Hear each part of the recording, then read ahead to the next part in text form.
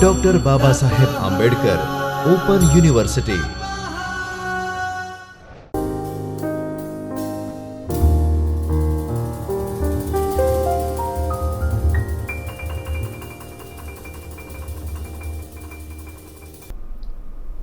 Namaskar, I, Dr. Darshana Dalwadi, is welcoming you all to the lecture series of Principles of Cyber Security from the Chaitanya Studio of Dr. Babasaheb Ambedkar Open University. In last lecture, we discussed about the different type of attacks like SQL injection, then denial of service attack, distributed denial of service attack, man in the middle attack, and session hijacking. And then after we discussed about brute force attack or the password attack. What we were having in this SQL injection attack? SQL injection is basically targeting the databases. The query attacker is performing, and based on the fired query, they are trying to steal the data that was there in SQL injection. That may be different in different systems. Different ways are there to steal the data. Then distributed denial of service attack was there, in which we were having the attacker who is attacking the system by sending number of packets, number of connection requests at the same time, and trying to hang the system or trying to crash the system. So that was there. Then in man in the middle attack means in between the transmission of information from one sender to one receiver, the attackers are trying to eavesdrop the information, and they are able to listen whatever the communication is going on. And this thing they are doing with the help of session ID, so that is called session hijacking. The second name of this attack is session hijacking also. Then brute force attack, or we can say password attack, in which the attackers are trying to get the information with the help of assumptions of password. They don't know anything about the user's information, but they are assuming that this should be the password of the system, and by that assumption only they are trying to get the information. So this was there what we discussed in previous lecture. Today we are going to see the remaining types of attacks. First attack we have today in this session, first attack we have, that is malware attack. Now malware attack means what? It can be described as a malicious software that is installed in your system without your consent. You don't know what type of software you are having in your system, and without your consent the software is installed. If such software you have, then it is called as the malware attack. It can attach itself to legitimate process, or it can replicate itself, or can put itself to startup. Such type of attacks are with the help of software. So the softwares are installed in your system only. So what harm they can do in your system? First, they can do the replication of itself. It can create number of replications of itself. Then it can put itself to the startup automatically. When you are starting your system, it will put itself as the first startup program of your system. So whenever you are starting, that program only will start. Then after the remaining programs will start. Then what is the objective of such type of attack? The objective of the malware could be to exfiltrate information, to get the information, disrupt business operations. They are trying to disrupt the business operations they have. Then demand payment. By stealing such information, they can demand for payment also for giving the information back. So this is what we are having in malware attack. Now when we talk about this malware attack, it is having number of type of attacks, as we have seen here, that it can attach itself to the authorized process or legitimate process. So we can say such type of malware attacks or malicious softwares are there which are unauthorized software. So in this category we are having number of attacks. So first type of malware attack we have, that is macrovirus. Now macrovirus means what? This virus is infect applications such as Microsoft Word or Excel. These name, if you have seen macro we are having in Word and in Microsoft Excel, we are generating the macro. So this type of viruses, malware attacks are directly trying to target the Word and Excel. Now when we are having computer system, most widely used applications, common person, each and every type of person mostly are using Word and Excel. Word is basic things we are using. Everywhere we can have such thing. So this is simple one, macro virus, which will affect the Word and Excel. Macrovirus is attached to an application's initialization sequence. Where it will get attached? It will get the initialization sequence of application. Whatever application we have, when it gets started from initial stage, it will start this macrovirus will first attach to that sequence. First it will get execute, and then after our remaining process will get execute. So it is attaching itself to the application's initialization sequence. When the application is opened, the virus executes instructions before transferring control to the application. We don't know that we are having macrovirus or not. What it will do in our system, when suppose we are using this Microsoft Word, we are clicking on that. Actually we have clicked on Microsoft Word, but in background process, what will happen? If we have macrovirus, then first it will get executed. That macrovirus get executed. Here it is written, you can see, when the application is opened, we have opened Word. At that time the virus executes instructions before transferring control to the application. Whatever instructions are written in this software, that will get executed. After the execution of this instruction, it will transfer the control to, here what we have opened, Word, then it will transfer the control to Microsoft Word. The virus replicates itself and attaches to other code in the computer system. It may get replication, not necessary every time it will happen, but it may get the replication. It can attach itself to other programs also. Whatever code you are having in your system, it can attach to that programs also.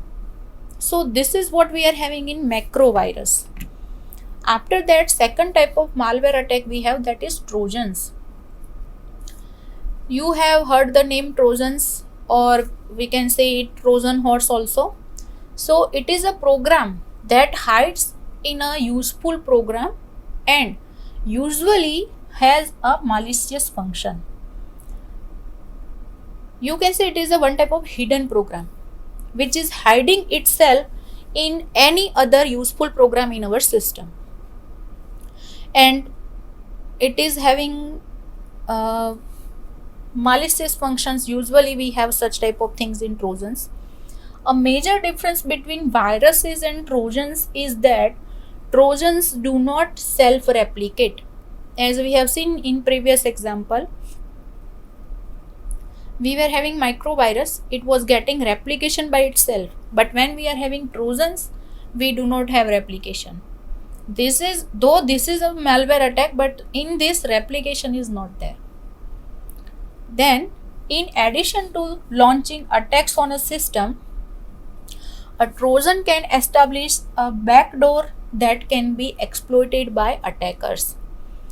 It can provide a door to the attackers by which the attackers can steal the information. Then second type of malware attack we have, that is logic bomb. Now logic bomb means what?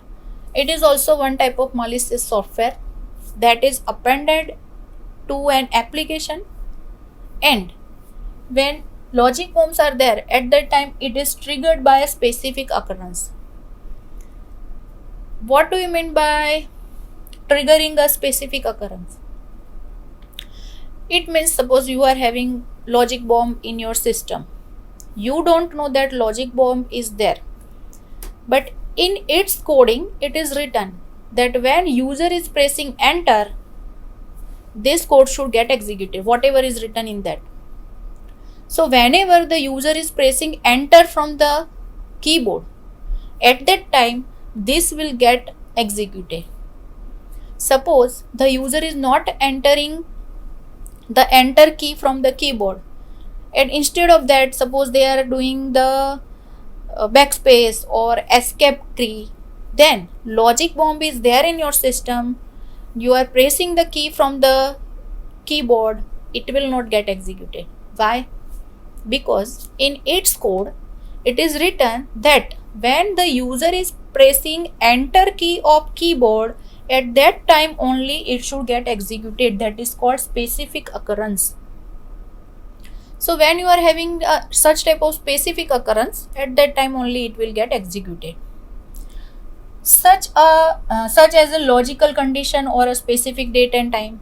This is what one simple example I have given for pressing a key, but you may have logical condition or you may have a specific date or time.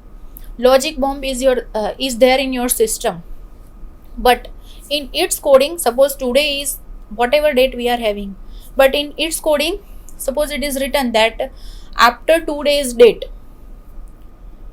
suppose today is the 1st April, for example we are taking, and in its code it is written that on 3rd April this code should get executed. So before 3rd April it will not get executed. Now suppose we just have only given date, but if we have given specific time that on 3rd April at 3 p.m. this code should start executed. So at that time what will happen? Up to 3rd April 3 p.m. code will remain as it is in your system. As you are having 3rd April and 3 p.m. in your system, the code will get start executing itself. So this is what we are having in logic bombs. It will get executed with specific occurrence. If specific things are taking place, at that time only it gets executed. Then after, next thing we have, that is worms. Now worms are different from viruses, and if you have seen, these all things are all names are taken from the human behavior. We are having viruses, we are having worms, so same thing we are having here. But in this computer worms, what is the thing? Worms are different from the viruses in that they do not attach to a host file, but are self-contained programs that propagates across networks and computers. These are not attaching itself to any other file.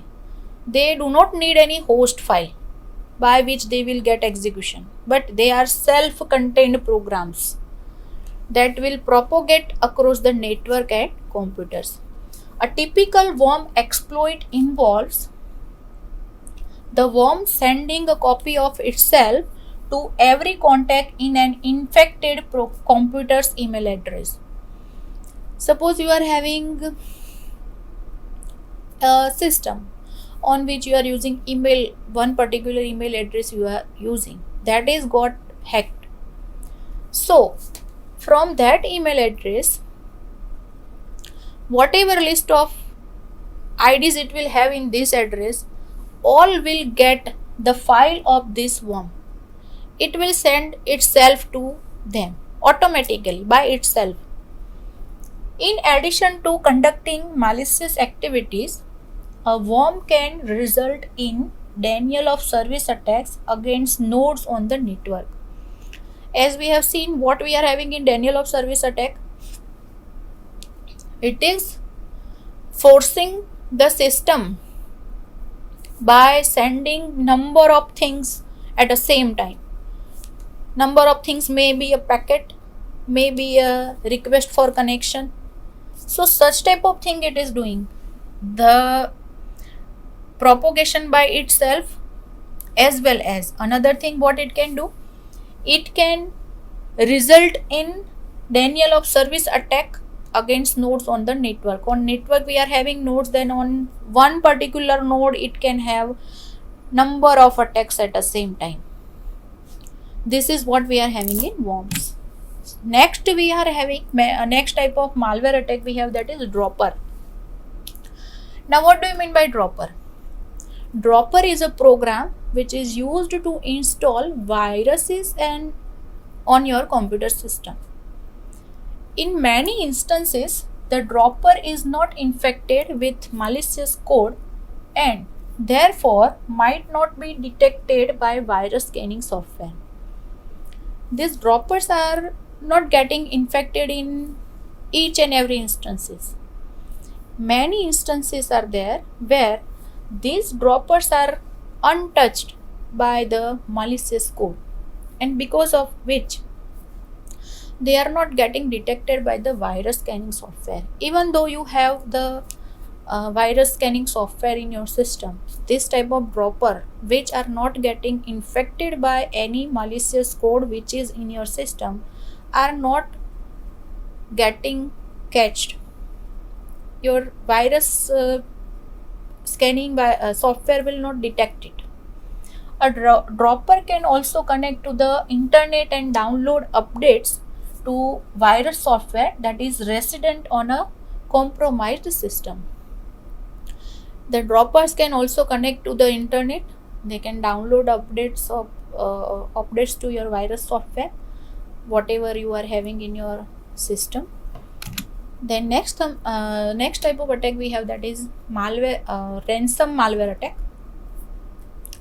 Now in ransom malware attack what we are having, this is a type of malware that blocks access to the victim's data and threatens to publish or delete it unless a ransom is paid. This was before 2-3 years. This type of ransomware introduced, where they were stealing the data, and to get the data back the user has to pay. What that attackers were doing, they are publishing it publicly or they are deleting it. If they are not getting the money from the organization from where they have stolen the data or particular person's data, then they are publishing it publicly or they are deleting it.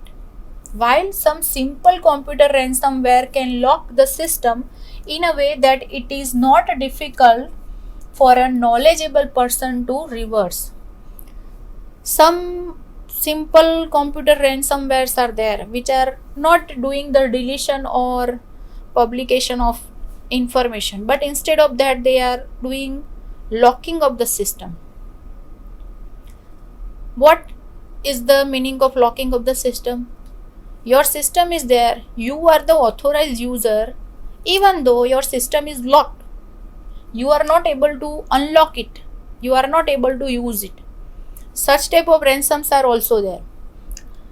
More advanced malwares uses a technique called cryptoviral extortion and ask for the payment in Bitcoin, which encrypts the victim's files in a way that makes them nearly impossible to recover without the decryption key or using the decryptor if it is available.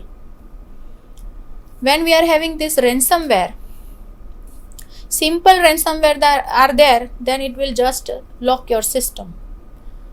You will not be able to unlock, and as your system is locked, you are not able to use it. But some advanced malwares are also there. What they are doing? they are using one technique called as the crypto viral extortion. What this is doing? They are asking for the payment in terms of bitcoins. When the payment is done, at that time the encryption is done of the victim's file, and that will encrypt the data in a manner that without the help of the decryptor's key or without the help of decryptor, if it is available, you are not able to get your data back, you are not able to recover it. So such type of things we are having in ransomware. This is also one type of malware attack. Then after we have adware. As the name suggests, it is advertising related malware attack. Advertisements we are having, at that time we have such type of malware attack. They are simply called as the adware. We can say adware is a software application which is used by the companies for marketing purposes. Advertising banners are displayed while any program is running. You are having any program which is running, in between you are getting this adware. Right now when we are using any type of application, in mobile also we are using any application, that the number of adverts we are getting. Each and every ad is not this type of malware, but this is simple example that how we will get the adware. Adware we will get when we are using any application, and in between the application's execution we will get some flash that this ad is there. Adware can be automatically downloaded to your system. Some adwares are there which are getting downloaded automatically. You are not clicking it at all, but then also it flashes, it means it is downloaded in your system. While browsing any website and can be viewed through pop-up windows or through a bar that appears on the computer screen automatically. How automatically adwares are downloaded to your system? You are just browsing any website, you are just seeing it, then also the adware can be installed in your system. You don't know that whether the adware is installed in your system or not. It is installed by the website itself and can be viewed through pop-up windows. As I said you that when we are using some sites, at that time we are getting one adware. We are using application in mobile, at that time we are getting some adware. Some ad we get, it's getting pop-up or it's getting visible, it means it is installed in your system. Each and every type of ads are not like that, but some ads are there which can do such thing in your system. Then next we have that is spyware. Next malware attack we have, that is spyware. As the name suggests, spyware. Spy means what? They are tracking each and everything, but you don't know that some spy is there who is doing the tracking of your system. Spyware is a type of program that is installed to collect information about users, their computers, or their browsing history. It is a simple type of program which is installed in your system, which will collect the information about the users of the system, the computers means the system's information, and their browsing history. It tracks everything you do without your knowledge and sends the data to a remote users. Whatever activity you are doing, each and everything it is tracking without your knowledge, and you don't know that this information is leaking and it is sending to somewhere. The user is not at your place, the user is at remote place, and the spyware is a program which is doing such thing. It also can download and install other malicious programs from the internet. From the internet it can download or it can install other malicious softwares which already we have seen. Spyware works like adware but is usually a separate program that is installed unknowingly when you install another freeware application. So this is what we are having in spyware. After that we are having next malware attack, that is zero-day exploit. As the name suggests, 0 day means what? It is not giving you the time. Time in which term? Time in which sense? Time in sense of the attack it is doing. A 0-day exploit hits after a vulnerability has been announced, but before a patch or solution is implemented. The attackers got a point from where they need to attack. It means they got the door from where they have to enter in the system. And you know that from here the attackers have entered in the system, but you have not applied any solution for that. Within this time duration, this will get executed. That is what the name is, 0-day exploit. It is not giving you the time. You got to know that the attackers have attacked in our system from this way, but what is the solution? You are just trying to find it. You have not implemented.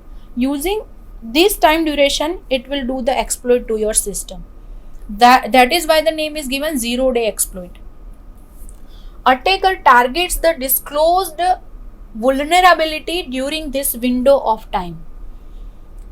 Whatever space they got, whatever door they got for entry, as an entry point, whatever door they have got, from that they are targeting it to enter in your system.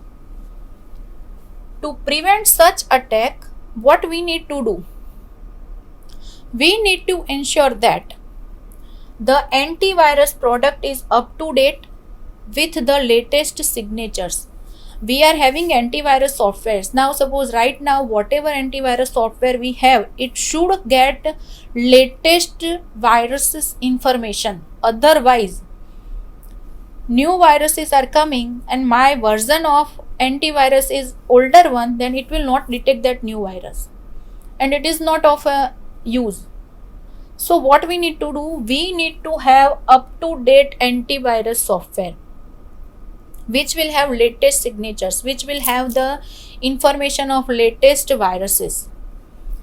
Continuous user education. We need to educate the user. You need to educate the user that such type of things can happen. You should take that preventive measures. Performing regular audits.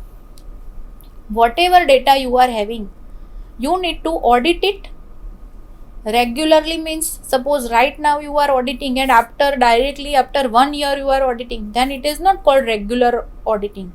It should be monthly audit, or it should be quarterly audit, or it should be daily audit, so that you can get the up to date information. Then after, next thing we can do, that is regular backup of the websites, applications and databases at multiple locations. You need to take regular backups. Backup means what? Whatever data you are having, you are storing same copy of the data at some other place. That is called backup. So if you get some problem in your stored data, whatever data you have stored on another device, you can use it. So we need to take the websites of applications, we need to take the backup of applications, websites and databases, whatever we need to use regular basis. And suppose we are taking backups, but the backup, today I am taking backup, after 10 days I am taking backup, or suppose I am taking monthly backup. then during 1 month how many changes I will have, how many entries I will have in my database. So it is better to have daily backup, and instead of having on one place, we should provide the backup at multiple places. So if we are providing the backup at multiple locations, so by any type of attack, suppose we are getting the leakage of information from any type of attack from any location, then suppose we have it on another location, then we can retrieve it. So these are the things, these are the preventive measures we can take to ensure the 0-day exploit. Now up to this we have discussed different type of attacks, different type of malware attacks. Then after, the next topic we have, that is risk assessment. Based on the attacks, what are the risks related to it, that we will discuss in next lecture. Today we are keeping up to this. Thank you. स्वाध्यायः परमः